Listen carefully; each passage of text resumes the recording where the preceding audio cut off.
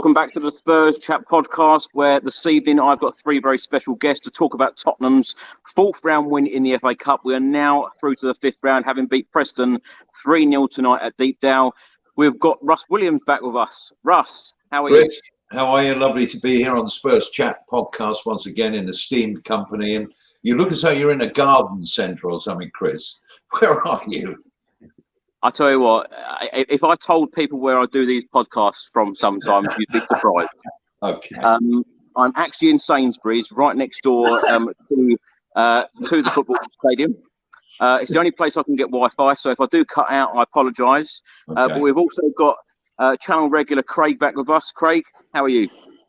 I'm all right, Chris. Thank God we got another win. It was a really good performance. And just a quick update for everybody on the channel. Fabrizio Romano has just tweeted, Tottenham reached full verbal agreement with Sporting to sign Pedro Porro. Here we go.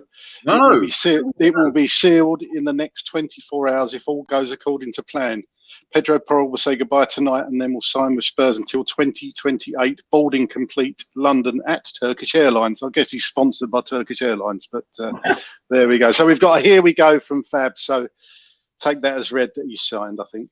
Yeah, nice. What a way to start the show. We've got Here We Go, and we've won 3-0 tonight, and we're in the next round of the FA Cup.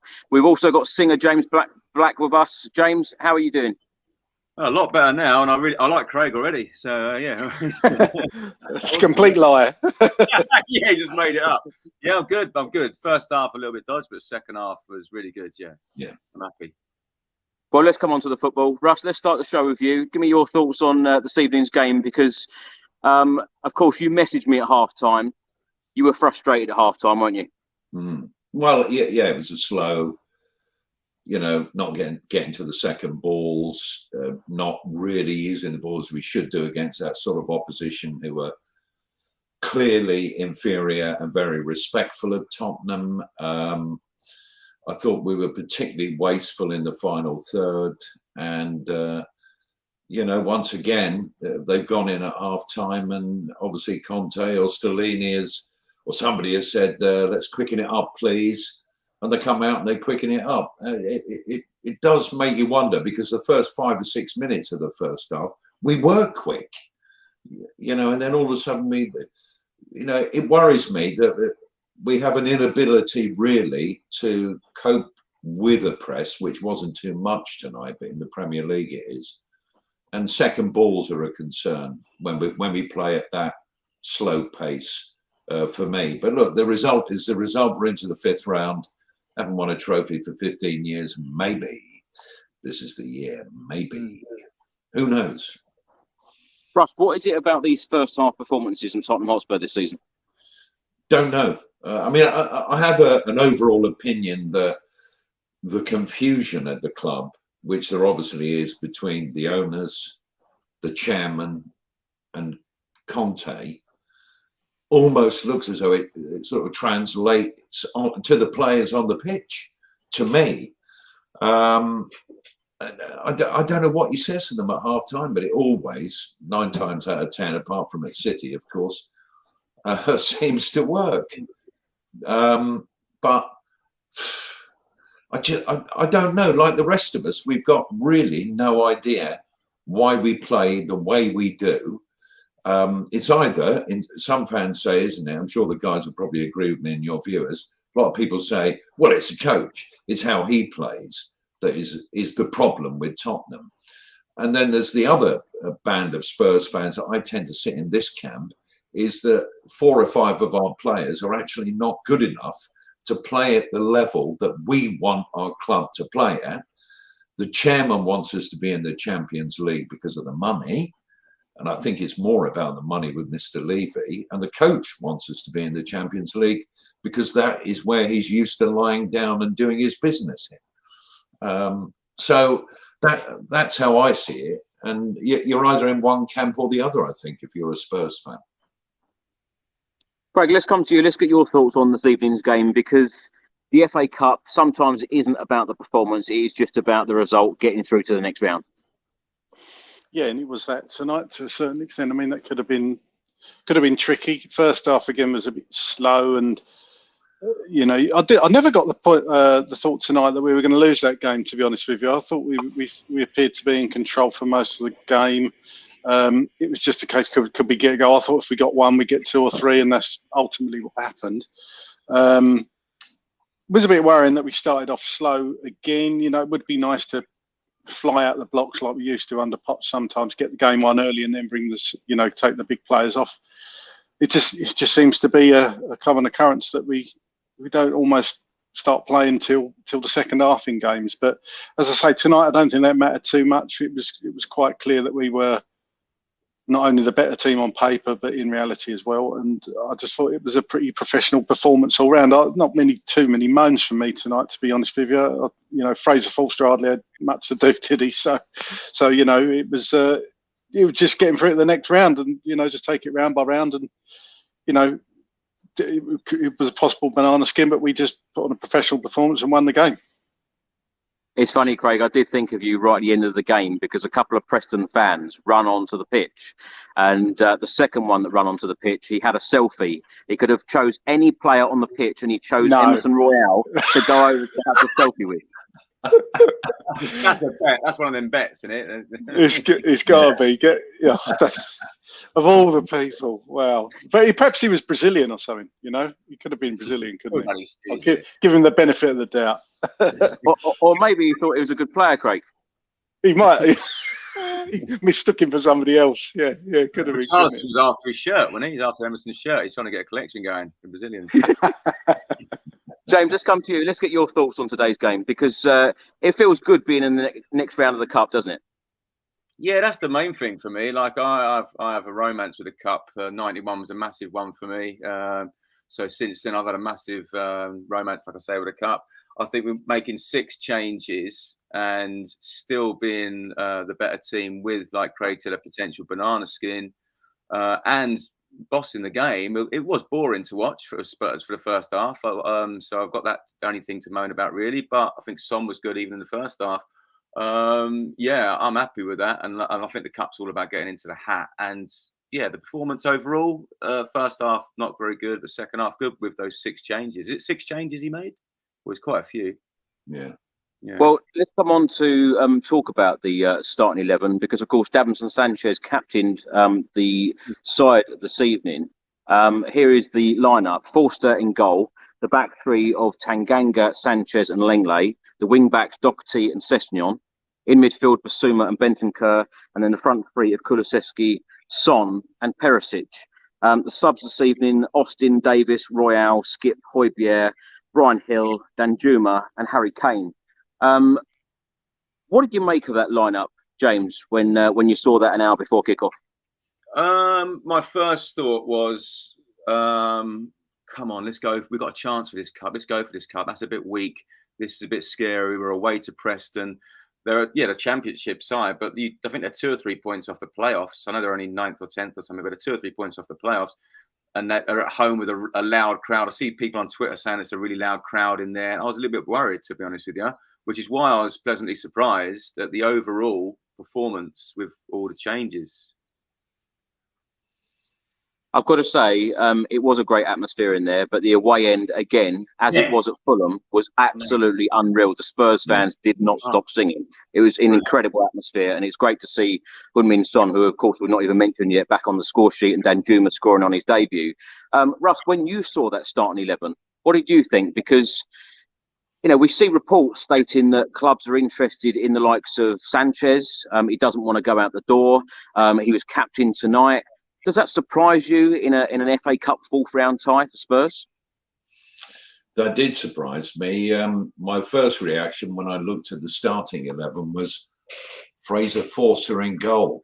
I feel calm because he's a giant of a man and he's a really good goalkeeper. And as we know, Hugo, who has had many, many great moments for us, has not covered himself in glory recently. So I felt quite relaxed about that. As you know, one of the guys said here, pretty much, I think it was Craig, nothing to do really in the game tonight. I couldn't understand Sanchez being the captain. I mean, as you may remember, and viewers, when I've been on before, I mean, I think that Sanchez, I think Doherty, I think Sessegnon certainly are not good enough for what we're trying to achieve. I've got nothing against them. It's just my opinion. And, you know, why we keep playing them. Emerson Royale would fall into that as well. I'm sure he's a lovely bloke and obviously likes doing selfies.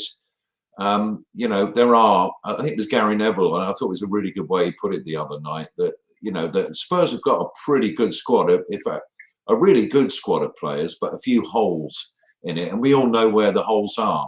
And there was quite a few of them on parade tonight. So I was a little nervous as well. As James said, you know, you're thinking, oh, blimey, you know, we've got to win this game. We haven't won a trophy for 15 years. Arsenal are out. Come on, let's go for it, you know. And in the end, we came through. 2 brilliant goals from Son. And he scores goals because he's playing in the centre. He's not stuck out on the left. And, you know, that is the reality of it. We see his skill and his brilliance, particularly with the first goal. He wouldn't have had that opportunity unless he'd have cut in and somehow got past 3 players trying to tackle him, as has been happening all the time. But fantastic. And I like him playing down the middle. And when Harry was injured, of course, a couple of seasons ago, he did that. And that's when he really came to the fore. So I was absolutely delighted for him. So I think a few people have doubted him. And, you know, form is temporary, class is permanent, as the old adage goes. And he's proved it tonight. And I was really pleased for Danjuma. I was chatting to Craig. We both like a game of golf. And I said to Craig, Danjuma's goal was a bit like one of my chips. Somehow it got there. But he got it on his debut, and it's brilliant. And he bought into our team, our club, and what we are with his celebration in front of the brilliant Spurs fans, who once again were so noisy. I mean, they're just a credit to our football club, I think. Brilliant. Yeah, absolutely. And I might add as well, it was a bit of a nightmare getting here. I drove up here. Yeah. People getting trains and other public transport, it has been a nightmare. So the fans making it this evening, you know, fantastic. Craig, let's get your thoughts on the starting 11. Any surprises there for you? No real. Well, I was surprised about the back 3, to be honest. I didn't think not even on paper. I just didn't think they looked particularly strong. But you know, to be fair to them, they played all right. Sanchez captain, I agree. I'm not quite sure why, but he's done that before, hasn't he? I don't know if he's a loud player or anything, or whether he's just perhaps the most senior one at the back there. I don't know.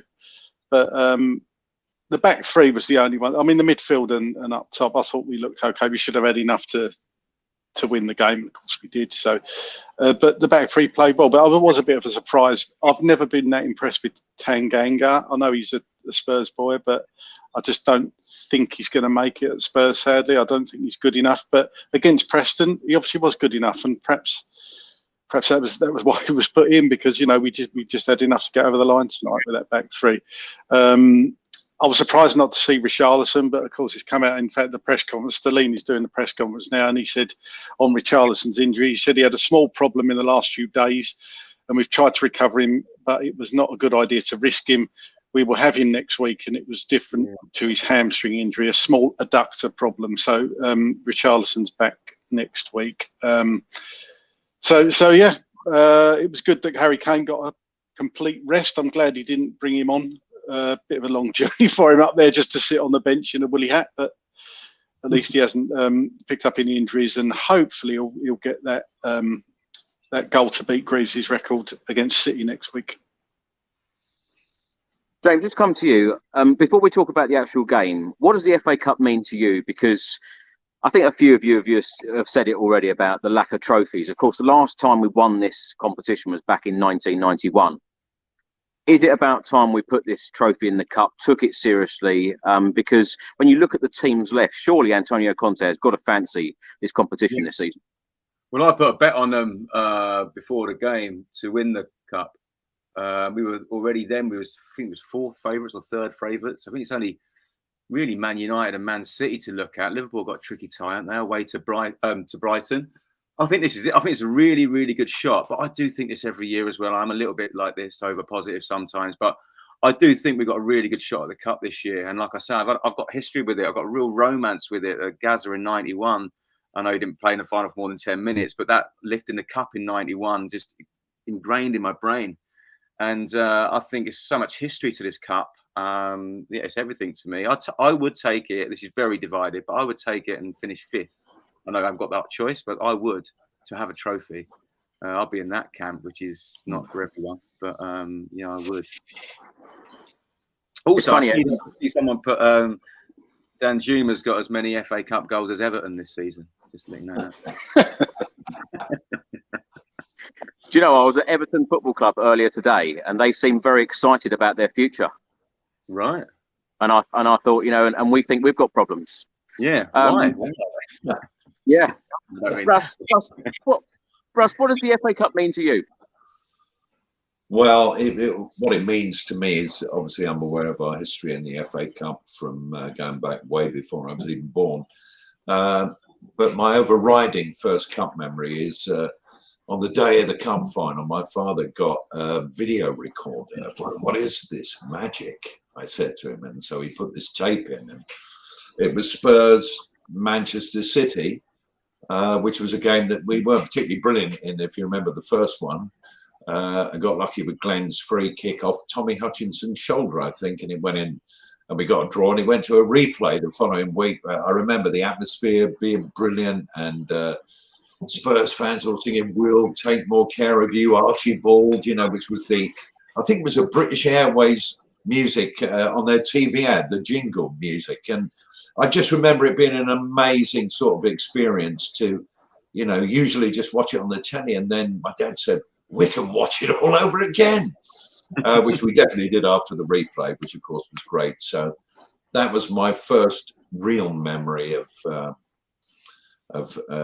watching the FA Cup and Spurs with my late dad. But I was there in '91, and when you win the FA Cup at Wembley, it's, as everyone knows, who's been to one as a Spurs fan, it's a very, very special day. And I'm with James, you know, quietly confident we might be all right. Play City in the final, we'll be all right. They're not right. I think we stand a chance against them now.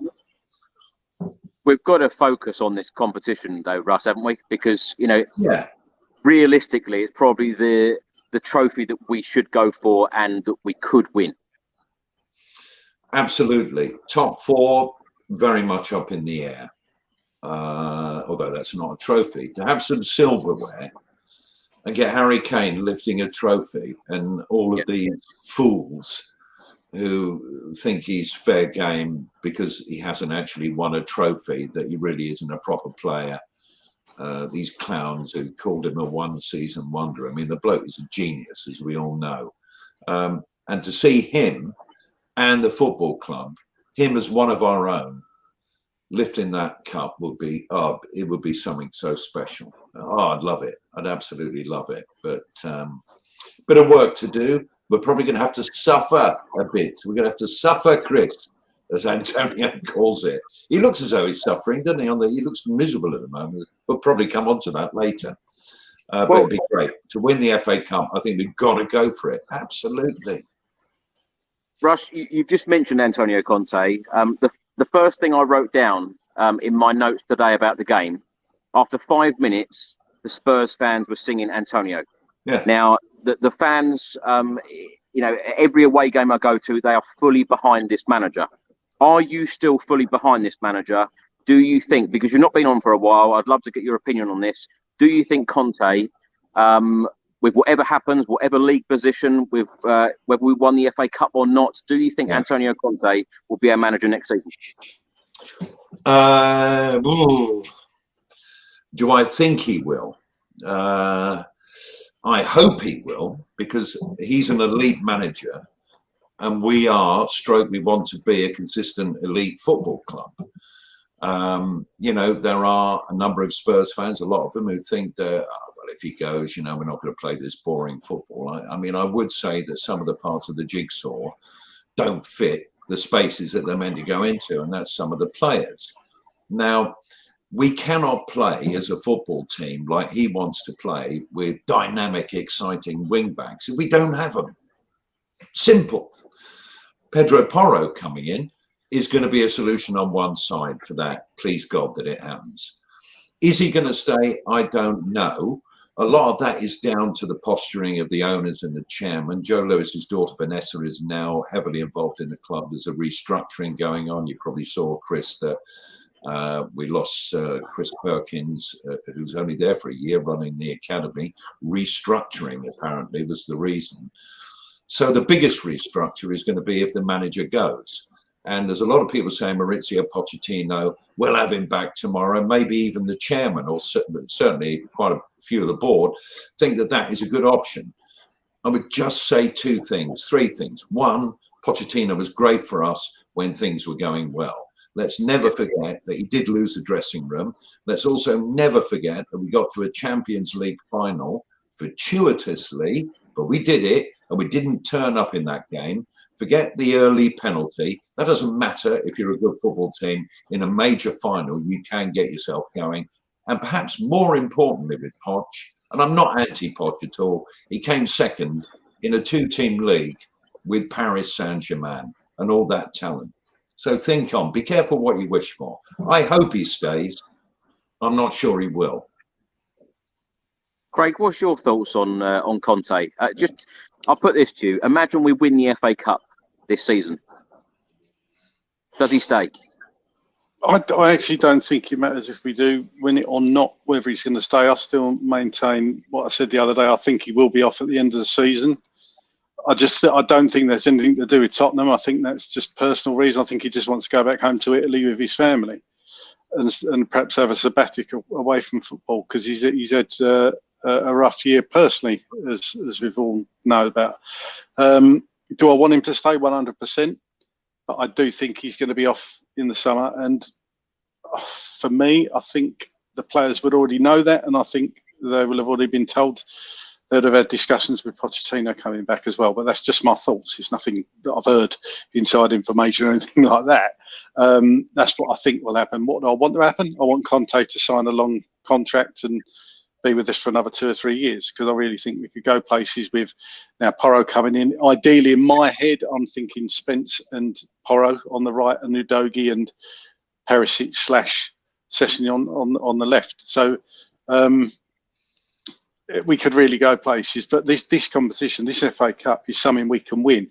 When you look at the 16 teams that are going to be left in it, you've got Manchester City, Leicester, Leeds, Sheffield Wednesday or Fleetwood, Blackburn or can't read my own writing there, but Burton Albion, is it? I've written there. I can't actually read my own writing. Birmingham, there we go. Thank you.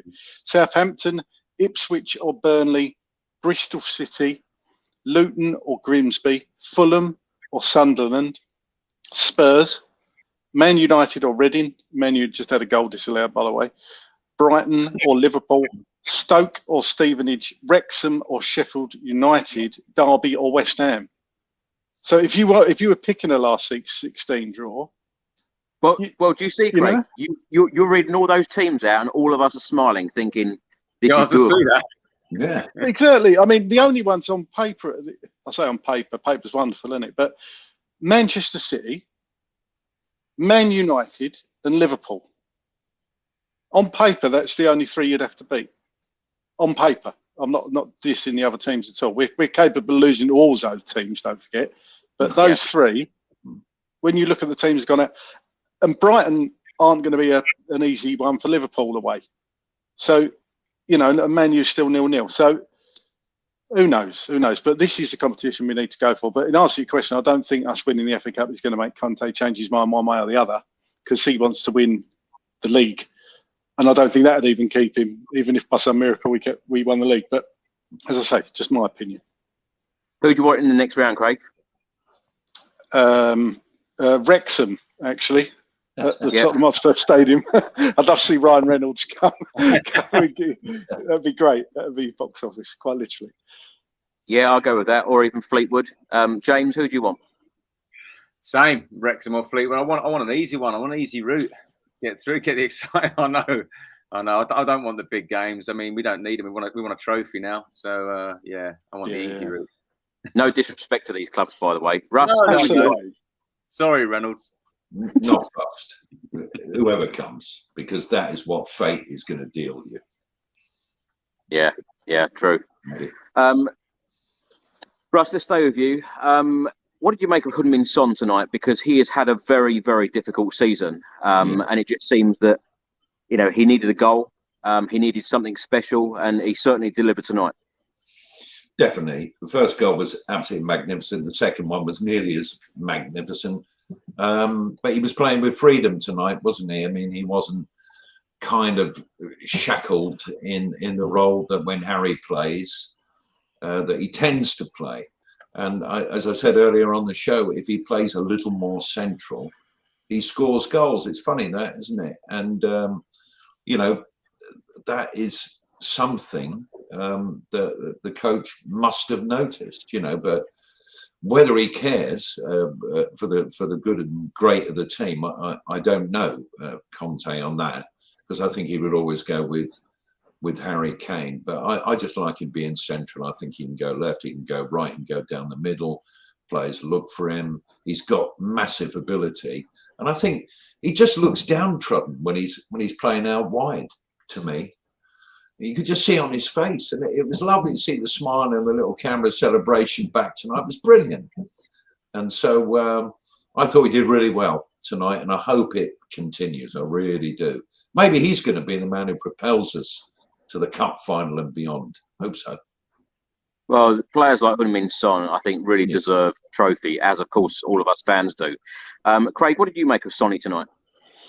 I thought he was superb. He was leading the line. He was the one that looked like he'd make something happen if somebody was going to, and it was him in the end. I mean, he's.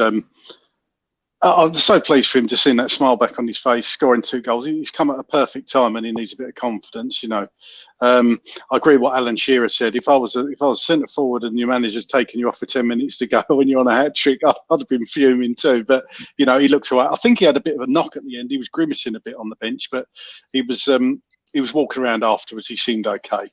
Stellini said about giving Son confidence. He said, absolutely, yes, he's a top player, and he only has to wait for the right moment and feel comfortable to find the space to attack and to play 1v1. And this evening, it was a good game for him. Sonny was important to find a way to score and let the team win. Some felt that extra responsibility tonight. We know Harry, and he said, yes, I think so. I thought we can feel this from Sonny. And without Harry, he was the most important striker for us. And we played with Perisic, not in his perfect position. But I thought Perisic was really good foil for Sonny. Lovely back heel for his second goal, which I know we'll come on to. But yeah, I thought it was a great performance by Son tonight, and really good to see the smile back on his face again. James, as Craig said there, so nice to see Heung-min Son with that smile on his face again, because he has had a very difficult season. Yeah. And I also remember that Sonny signed the contract when we was in like a bad place. So Kane was on about leaving. The results weren't great. We was under Nuno, and Sonny showed his loyalty. And I think it's time that we showed it with him when he's going through a bad patch, and pay him back for it, because he really loves this club and he's put everything into this club. He's scored some amazing goals. And for me, it's time for us to pay him back when he's going through a rough patch himself. Incredible goals as well. But I didn't really doubt that he would come back. I didn't really ever doubt that. I'm quite shocked at how long it took. Yeah, but I'm not in the camp of get rid of him or anything like that. He's just a master of his craft, and it will come back. It's just confidence. James, there was a spell in the game after 25 minutes. We had the ball for a number of minutes and good passing, but no one wanted to shoot. Eventually, Heung-min Son shot, and it went over the bar after a good save from the goalkeeper. Why do you think that some of these players do not want to shoot in the final third? It just seems really strange, where you've got most of the crowd just shouting, "Shoot!" Yeah, they don't. Well, I think I would imagine. I don't know, but I'd imagine that's probably come from the manager and the setup and training and what they've maybe been told. I don't really know, but that's what I would imagine. As a player, you do want to go ahead and do the exciting things and do things like that. I think you've got that from a kid upwards. So you're only taught that on the training ground, I think. But that's just a guess. Maybe playing without Kane has affected them a little bit. Needed to be a bit more, I don't know, around the box than they would normally. Maybe they're used to just giving it to their talisman, and that plays a slightly different way. But yeah, I found that a bit strange. We had a lot of possession. I saw at the start, was it like 160 passes within 15, 20 minutes or something crazy that a stat come up. One thing I remember the BBC lad said about the first half thing. Did Lineker say, I don't know if you saw this, Chris, but Lineker said, why don't Conte do his half-time team talk at the start? Yeah. Yeah. Because that I I'm was actually rushing to get to this game. I got to the ground 5 minutes before it kicked off. And I said to my friend Paul, why have we rushed? Because, of course, we only start playing in the second half. So, we had ample time. Russ, let's come to you. In the 38th minute, a well-worked corner, Perisic, Son, past to Kulusevski, shot over the bar. What have you made of Kulusevski since coming back from injury? Oh, I think he's not quite up to speed, but he's pretty close to it. In the first game back against who, I mean, he was troublesome. Whenever I've seen him since he's returned from this injury, which he was really unlucky to get, actually, after not really doing much, obviously, because Sweden weren't there in the World Cup. I just think that the pitch, probably out the 3 or 4 games he's played so far, didn't really suit him tonight, because it was apparently, you were there, Chris, apparently it was Bobble City, wasn't it? It seemed okay to me from where I was. Oh, I didn't cheer it at all. It was really bobbly, that pitch.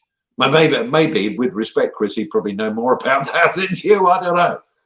Perhaps he had a better seat than me. Yeah, probably. Sounds like it. Yeah, you are living the high life. But I think he's 27. I think as we all do, he's been such a great addition to the squad, and when he's fit the starting 11, he has that little bit of something that a lot of other players don't have, and he does impossible things with the ball. Sometimes it doesn't come off. There was one incident in the second half where he was nearly through into the 6-yard box from where he shouldn't have really come from. But when he does that, and the pass obviously for Danjuma's goal was fantastic, and that's what he can do. And we know that he can shoot from outside the box. He scored a few goals for us like that. So I personally would like to see him ignore the coach if he's told not to do that and do it. Yeah. Craig, let's come to you. Of course, it was half-time 0-0. Lenglet shot over the bar after 49 minutes. And just a minute later, Heung-min Son put us 1-0 up. Tanganga with the assist, rolled it to Heung-min Son. He touched it. And then with his left foot, what a finish. Oh, brilliant finish. It must have been 25 yards out, I'd say, something like that. You've seen him do it so many times. He practices that in training. I've heard him say that before, using defenders as shields. You almost aim for the post or outside the post. But it's amazing for me. He can do it with either foot. Now, that seems something that every professional footballer should be able to do and kick with either foot. But as I've said on here before, I find it amazing that there's so many Premiership footballers have not got strong left foots or right foot, weaker foot, if you like. So it's just absolutely fantastic finish. And as soon as he left his boot, you could see it was out arcing in the net. There's a great view. You probably haven't seen it, Chris, from right behind. You can see how much he set it outside the post, and it just comes in. Keeper just didn't have a chance. Just digressing for a second, more from Fabrizio on Porro. Tottenham have never considered this signing at risk or close to collapsing. Porro was a priority target since the beginning of January. Spurs plan now. Goodbye to sporting fans tonight. Travel and medical tests in 24 hours, then contract signed. And just for anybody who is interested, they are 1-0 down at the moment to Porto with the second half just started. And he is playing. Bring him off. Yeah, take him off. They've lost it. Might as well just take him off now. Get him on a plane. Craig, what do you make of this signing of Pedro Porro? As I said before, I really, until it was being discussed, there's a lot of players I didn't really know much about him, to be honest. I don't really take much notice of, unless a player is an absolute worldie, I don't really take much notice of players that play against us either. So, but I have since looked at him. I think he's certainly going to be an upgrade on what we've got, in my opinion, at right wing back. And somebody had tweeted. There's a picture with Tottenham Tears. They've tweeted the Premier League isn't ready with a fire sign. It's got Porro and Udogie, and I do tend to agree because I've looked at both of them. I just think they are going going to massively upgrade our squad, which Chris, we say on here every single time.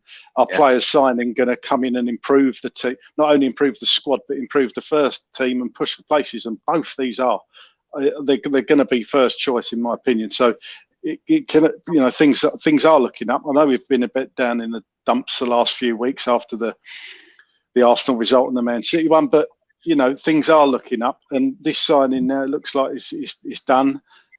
Fingers crossed he doesn't get injured tonight. Wouldn't that be a Tottenham thing? But let's get him on the plane, get him signed up, and hopefully he'll be ready to, who knows, might even play against City next week.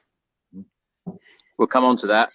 James, your thoughts on the Pedro Porro signing? Does he excite you?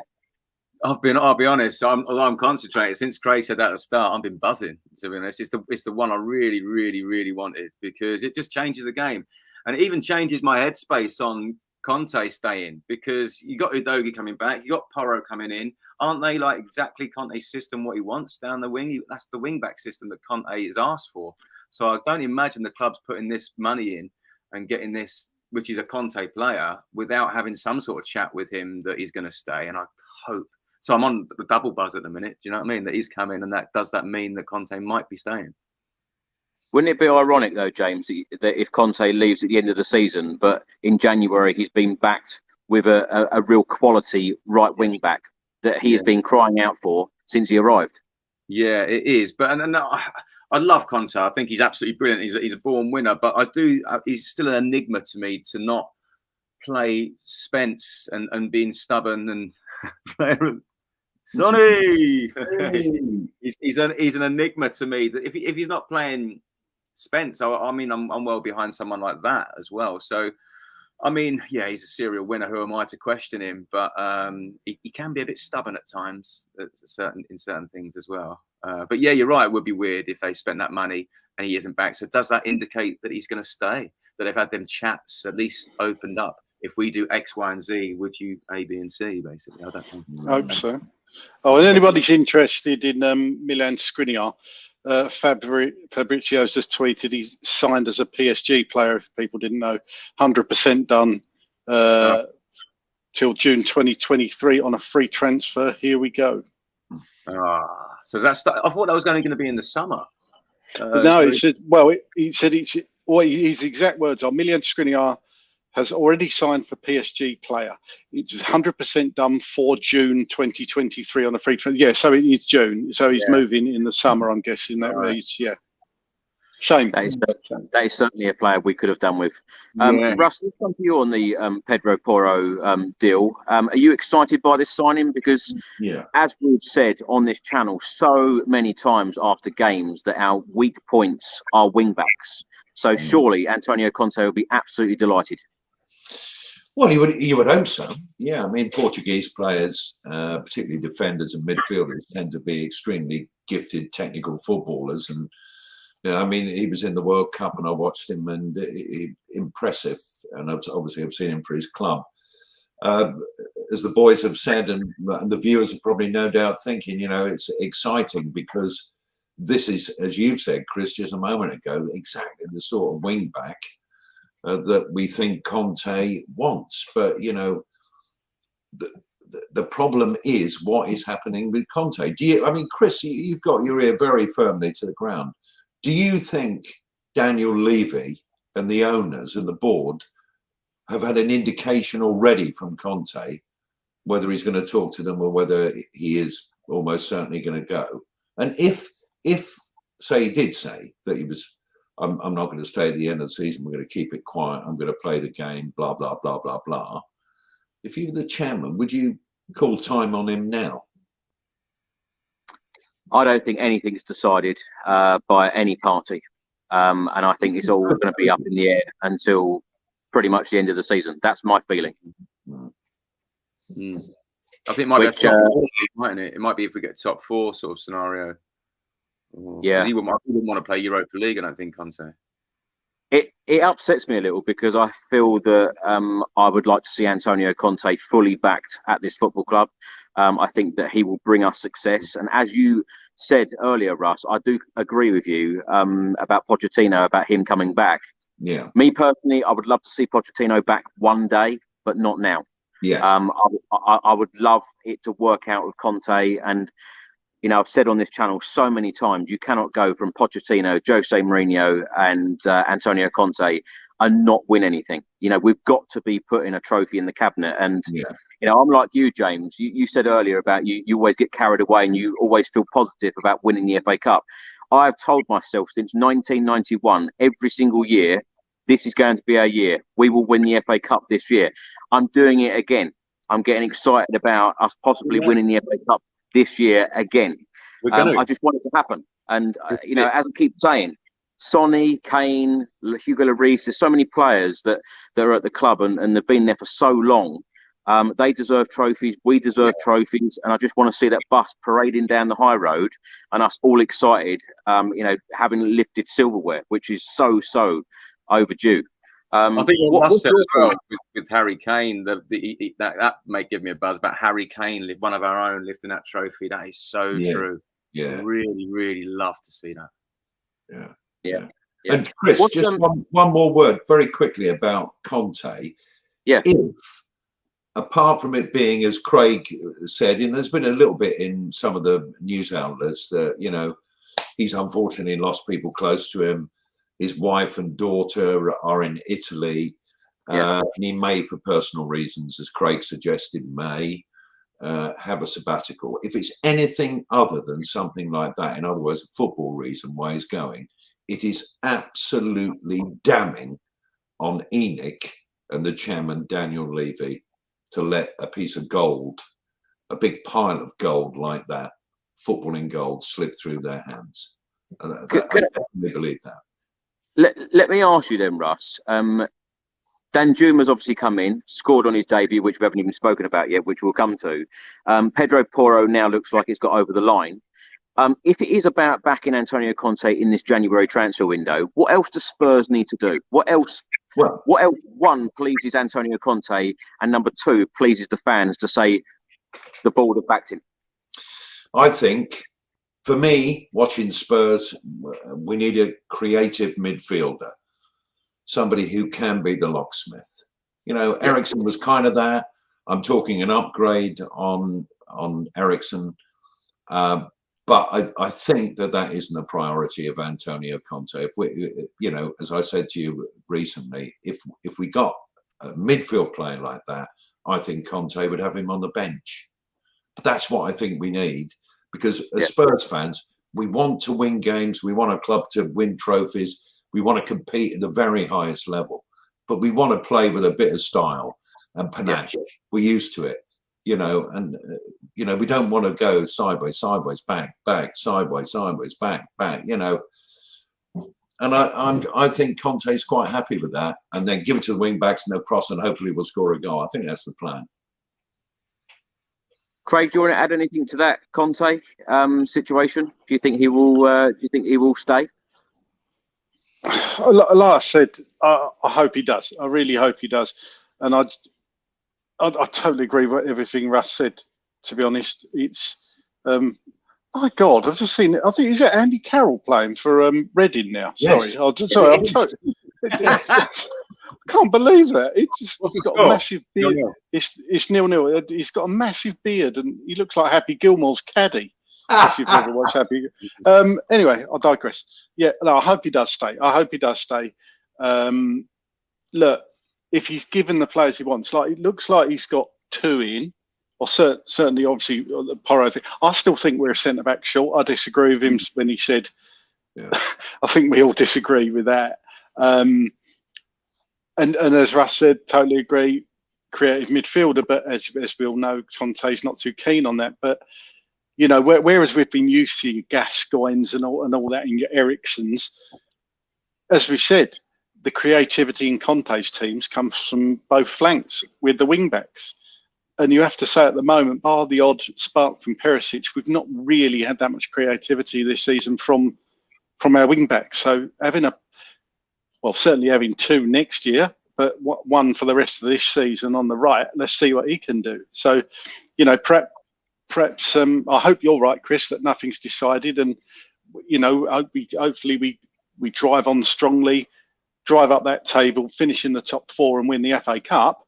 Conte might be looking at life a bit differently, perhaps, if that is the case. I don't know how old Conte's daughter is. I think she's in the last year of senior school. So it could be that they might want to. I know they were over here recently for Christmas, so it could be that his wife and daughter move over to England. I don't know, because it's got to be difficult. Absolutely got to be difficult for him if that is a big part for him. But you know, let's wait and see. We can only just keep winning, keep hoping, keep dreaming. I'm going to curse it now. I've just got a really good feeling about the FA Cup this year. I really have. I really have. Don't know why.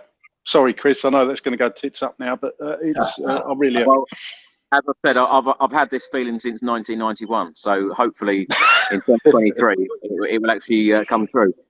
James, what do you think Spurs need in this January transfer window? Because of course there's only a couple of days left. It looks like now 2 signings are over the line. What else do we need? I think quite a few. If I'm honest, I'm going to do it in priority. I think priority-wise is I'll go for 2 centre-backs that we need. I would then go probably, this might not be for everyone, but I would replace the goalkeeper. I'll maybe go even to that guy from Brentford who seems to be doing well. I don't really know, but I'd replace really invest in a new goalkeeper because he's at the end now.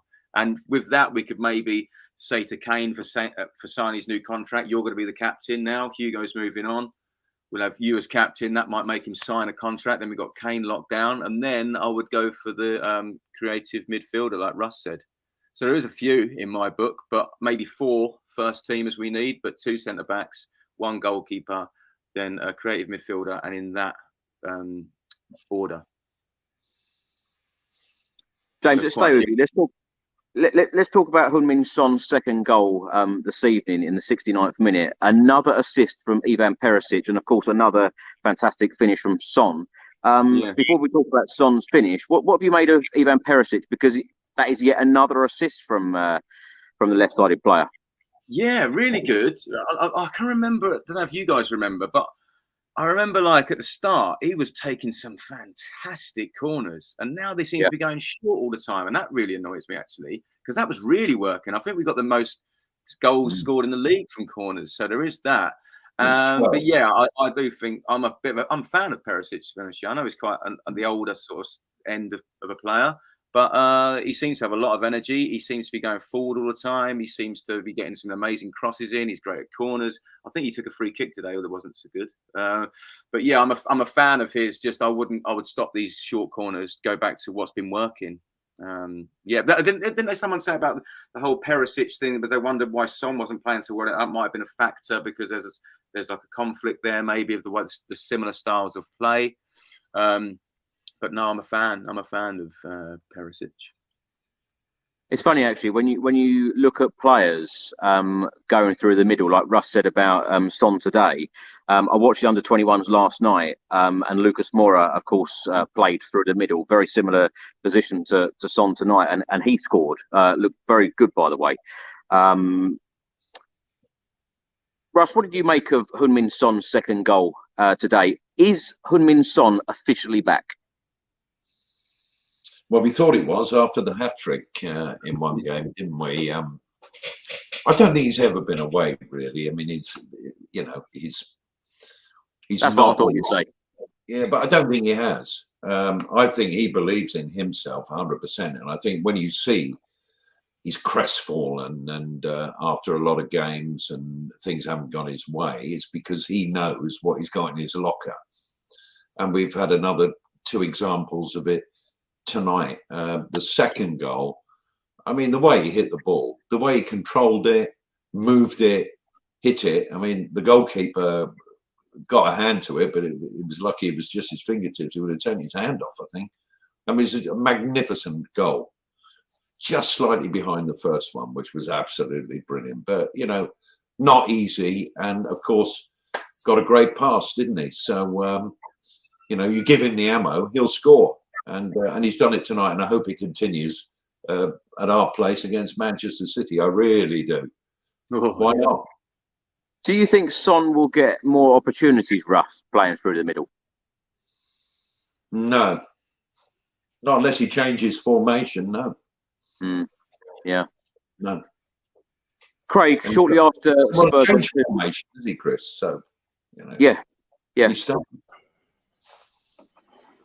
Craig, shortly after we went 2-0 up, Conte made a treble sub. Danjuma, Skip, Royale all come on. Bentancur, Doherty and Sessegnon all went off. What did you make of Danjuma's debut today? Oh, it's almost a perfect debut for him, isn't it? What I love to see, and I think Shearer and Genus commented on it afterwards. There was a couple of times where he was screaming at his fellow teammates to give him the ball. When he wasn't getting the ball, he was really annoyed. I love that in a striker. I want to see him hungry for the ball, and you know it's good. He's no shrinking violet by the look of it.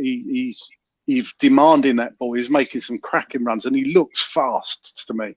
He really looks rapid across the turf. So, yeah, great addition from this performance. I know it was against Preston, but you know it's a great start for him. And it was a bit of a scuffed finish, but they all count. They all count.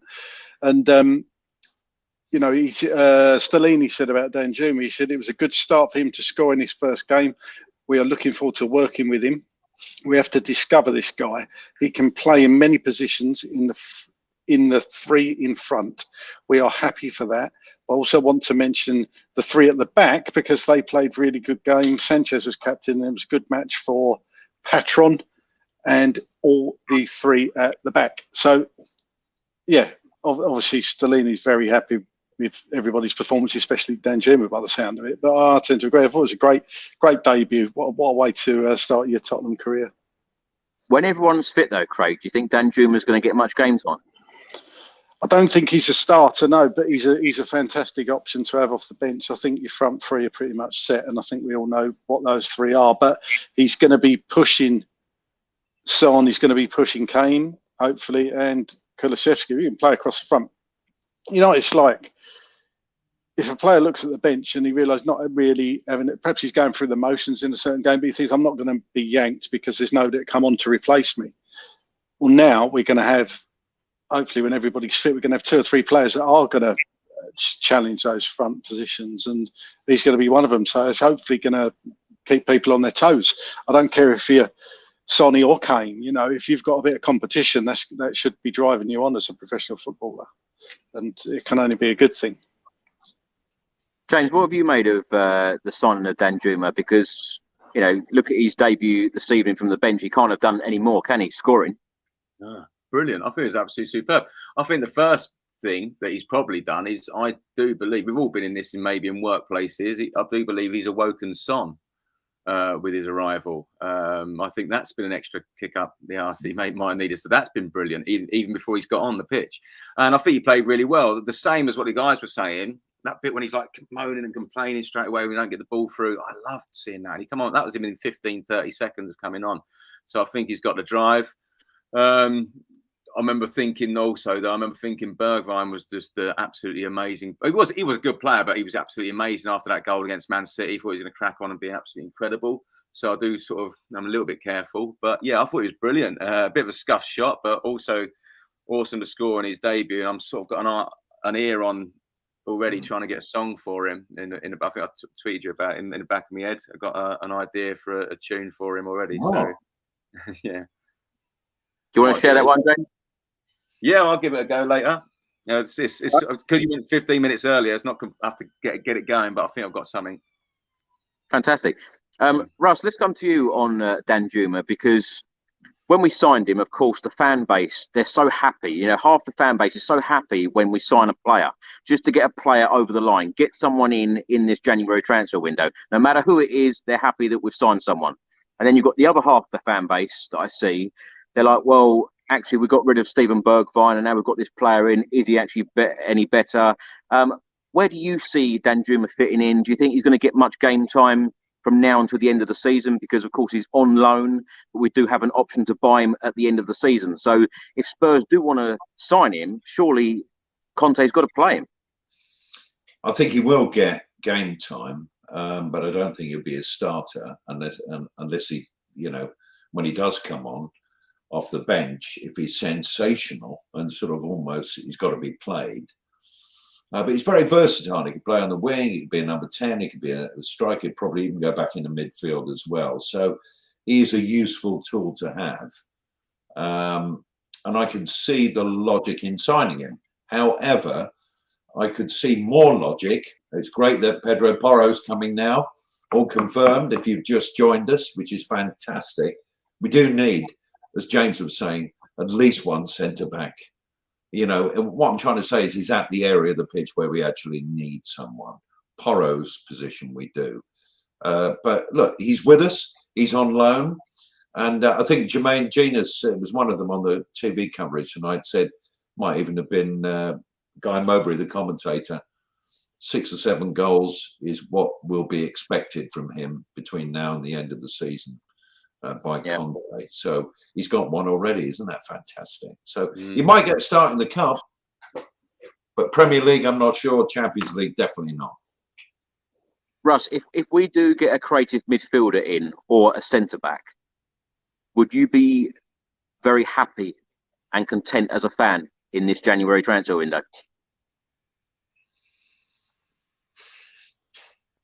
What's going to really please you? A centre back. I mean, collapse at City. We all saw Harry Kane after the 3rd goal when he was looking back and just shaking his head, and you wonder what's going through his head, apart from the bleeding obvious. I think we are weak there. We are defensively weak compared to our competitors.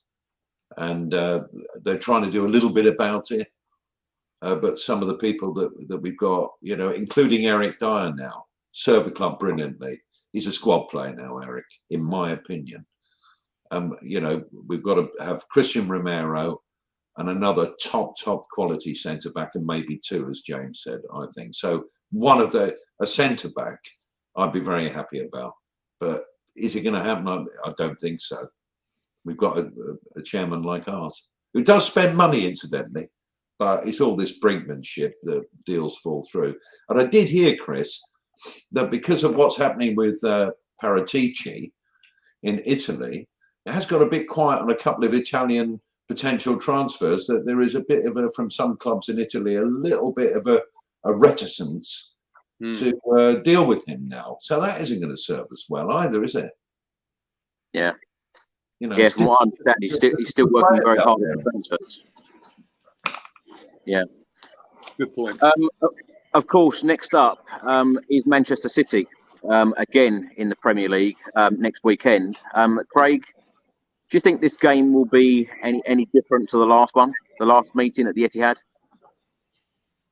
Oh wow! Sorry, Man U just gone 2 up. Casemiro's just got 2 goals. Can you believe that? Wow. I think it's going to be any different. I'd hope so, because we're at home.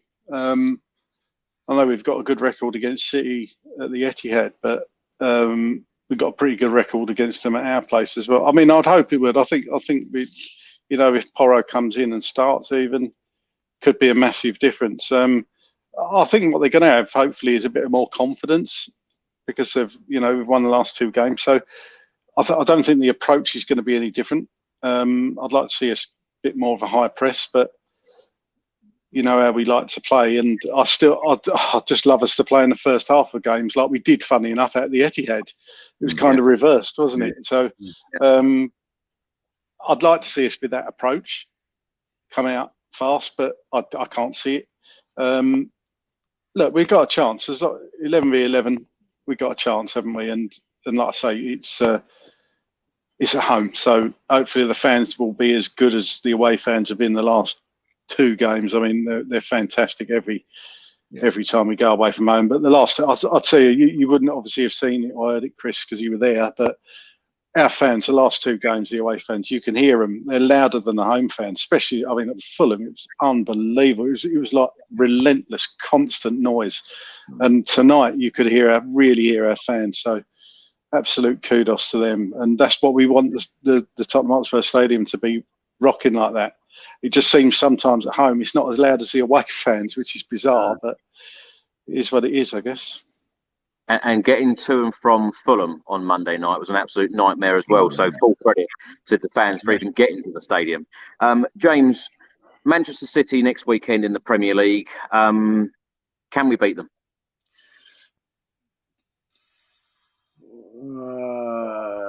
No.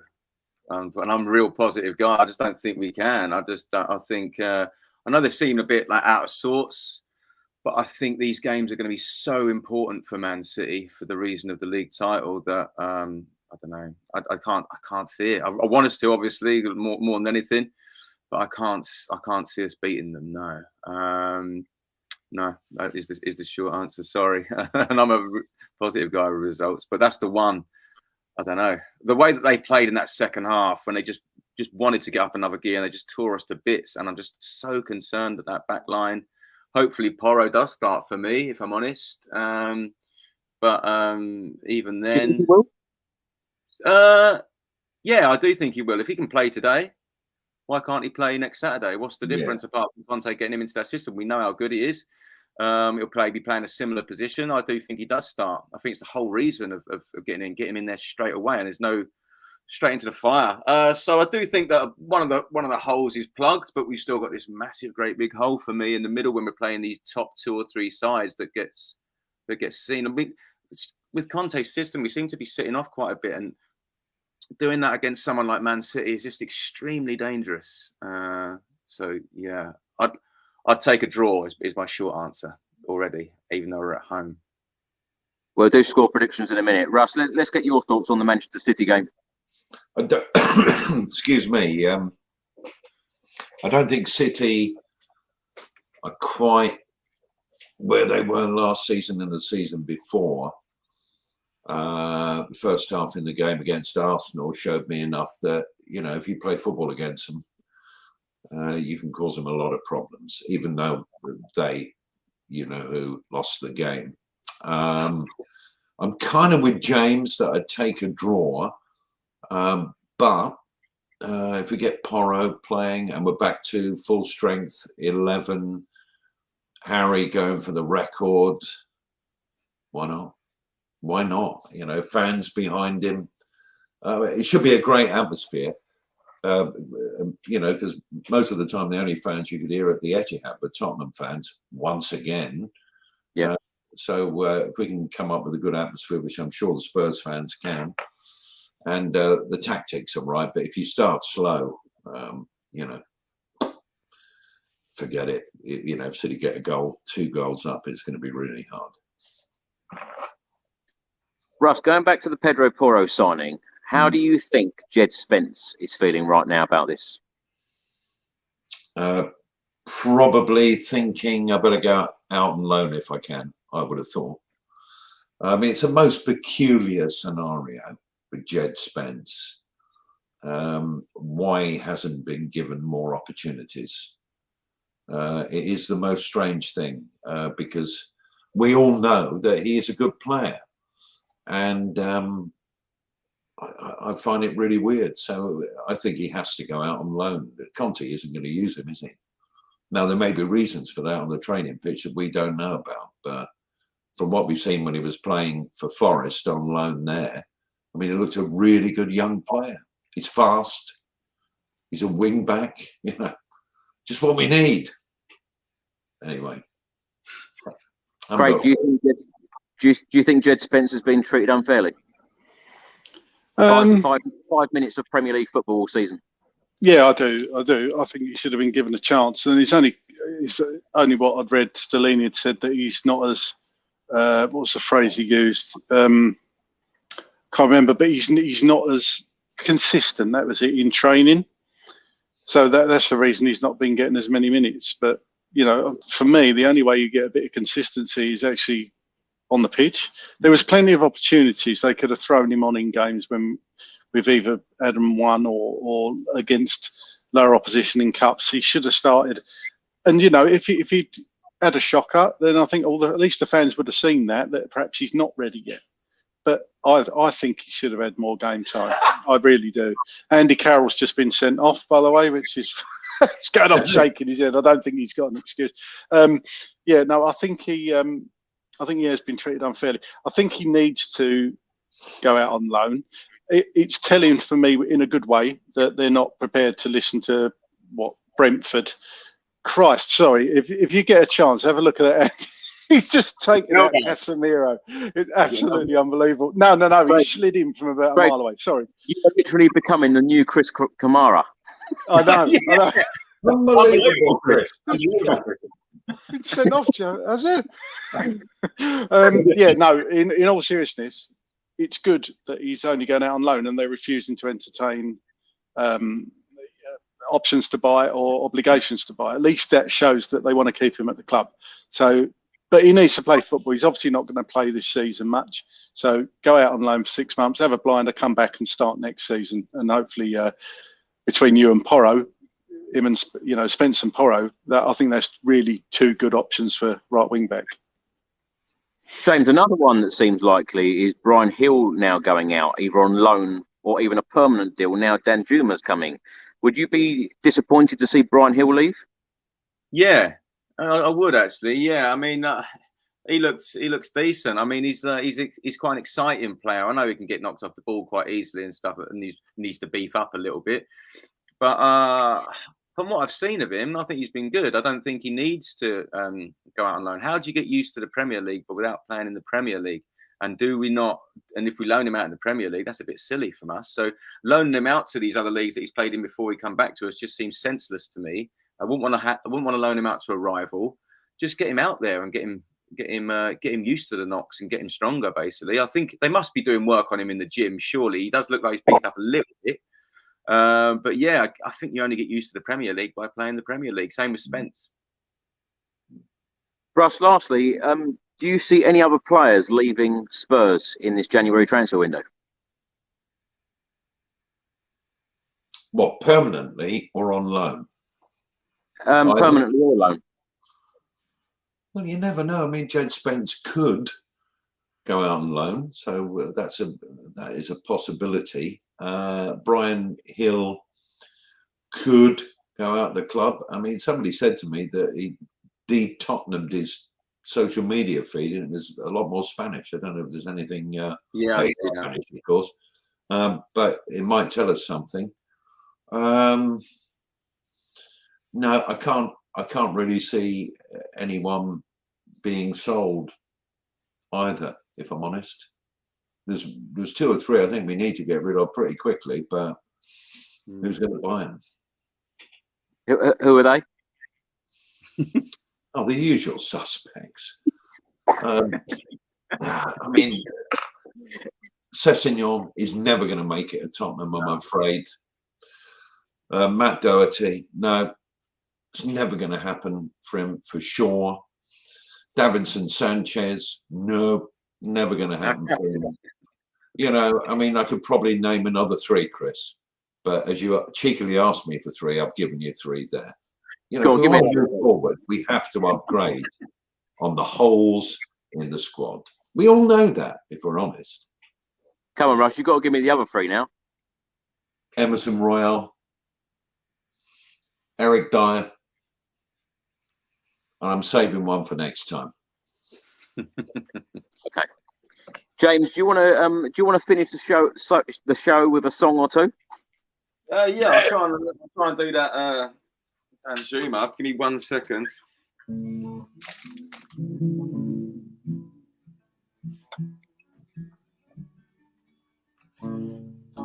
Right, okay, I'll give it a go. Did someone just tweet? I can give you 13 names to get rid of. Yeah.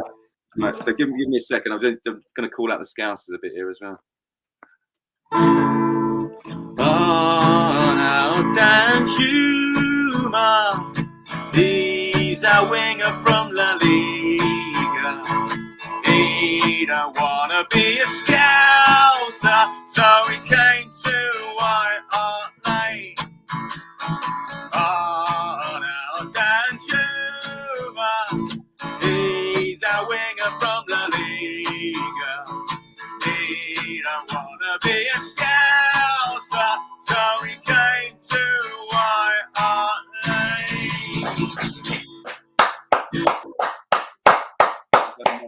Thank you. That was done off the last goal. After his goal. James, what about an FA Cup song? You got any FA Cup songs? I don't know if I got it.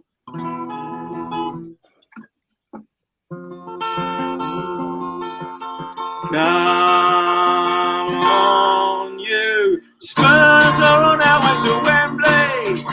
Tottenham's gonna do it again.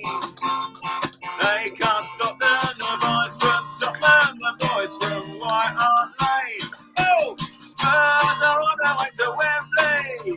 Tottenham's gonna do it again. They can't stop the boys from Tottenham, the boys from White Hart Lane. And nice one, Sonny, nice one, Son. Nice one, Sonny, let's have another one. Nice one, Sonny, nice one, Son. Nice one, Sonny.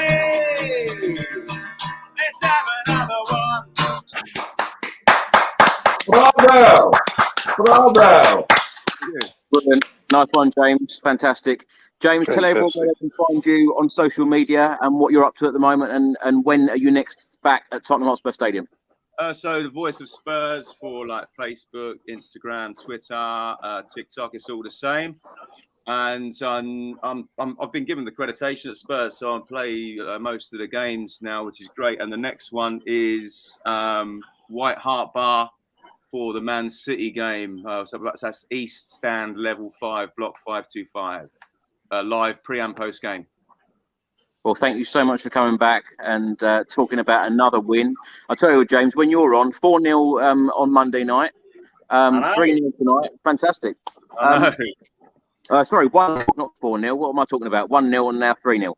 Russ, thanks so much for coming back on with us. And tell everyone Thanks for having me. Yep, tell everyone where you can find you and what you're up to. Monday morning, 10 o'clock, Nation Radio. Wonderful music, FM, AM, smart speaker, Hello Alexa apps, which you can download for your smartphone. And just great music and a little bit of chat from me and a little bit of Spurs propaganda. Fantastic. Well, thank you so much for coming back on. It's been a pleasure having you here. And Craig, thanks so much for coming back, and tell everyone where they can find you. Yeah, Dimmer9 on Twitter if you really want to follow me.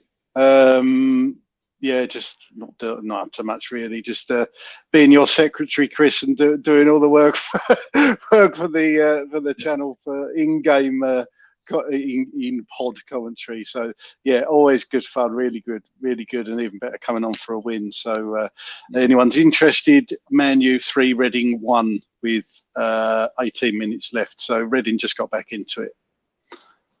Well, I've got to go because when I went off screen then, I was just talking to the security, because they were asking what I'm doing. So I've got to go. You've got to get a meal deal, haven't you? Yeah, Chris.